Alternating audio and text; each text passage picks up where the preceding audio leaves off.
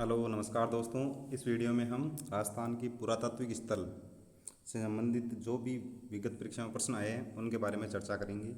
जिसमें हमारा पहला प्रश्न है, निम्नलिखित में से किस उत्खनन स्थल से चांदी की मुद्रा पंचमारक प्राप्त हुई? तो चांदी की मुद्रा पंचमारक प्राप्त हुई थी हमें बेराट सभ्यता से। अगला प्रश्न, किस प्राचीन सभ्यता में सम्राट अशोक के दो शिलालेख पाए जाते हैं? तो सम्राट अशोक के दो शिलालेख बेराट से मिले थे। कौन सभ्यता से? बेराट सभ्यता से। अगला प्रश्न है हमारा, 1837 में बीजक पहाड़ी स्थित अशोक के शिलालेख को किसने खोजा? तो अशोक के शिलालेख को किसने खोजा था 1837 में? तो किन्होंने खोजा था? कैप्टन बर्ट ने खोजा था। अगला प्रश्न है हमारा, बेराट स्थित पहाड़ी जहाँ बौद्ध विहार के अवशेष मिले हैं उसे जाना जाता है। तो कौन सी पहाड़ी थी वो? बीजक पहाड़ी। कौन सी पहाड़ी थी? बीजक पहाड़ी, जहाँ पर बौद्ध विहार के अवशेष मिले। अगला प्रश्न हमारा, उत्तर गुप्तकालीन संकलिपि में लिखे लेख मिले। तो संकलिपि में लिखे लेख जो मिले थे वो मिले थे हमें बेराट सभ्यता से। अगला प्रश्न, किस पुरा स्थल के निवासी वस्त्र बुनाई की तकनीक से परिचित थे? तो कौन से पुरा स्थल यहाँ इनमें से? तो इनमें से हमारा बेराट। बेराट के जो लोग थे वो वस्त्र बुनाई की तकनीक से परिचित थे। अगला प्रश्न है हमारा,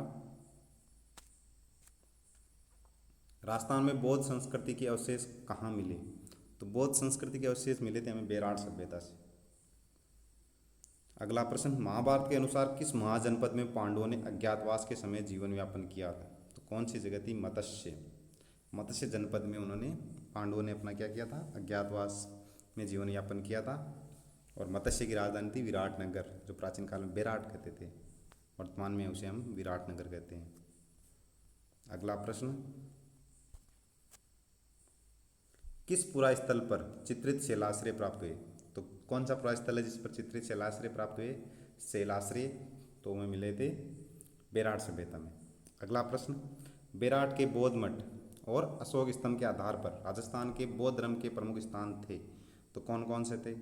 तो बौद्ध धर्म के प्रमुख स्थान थे एक तो बेराट, लालसोट, शेरगढ़ और नगरी। तो हमारा उत्तर हो जाएगा ए। अगला प्रश्न है हमारा, गिलुंड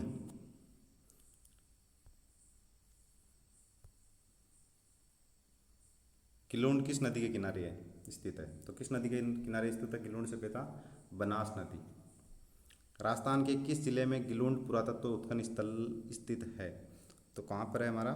तो गिलुंड पुरातत्व स्थल जो है वो है राजसमंद जिले में। कौन से जिले में है? राजसमंद जिले में। अगला प्रश्न है हमारा,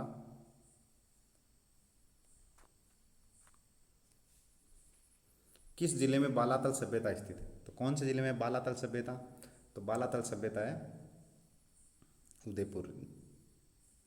अगला प्रश्न, बालातल सभ्यता का उत्खनन किसके निर्देशन में हुआ? तो बालातल सभ्यता का उत्खनन हुआ था वी.एन. मिश्र के निर्देशन में। अगला प्रश्न हमारा,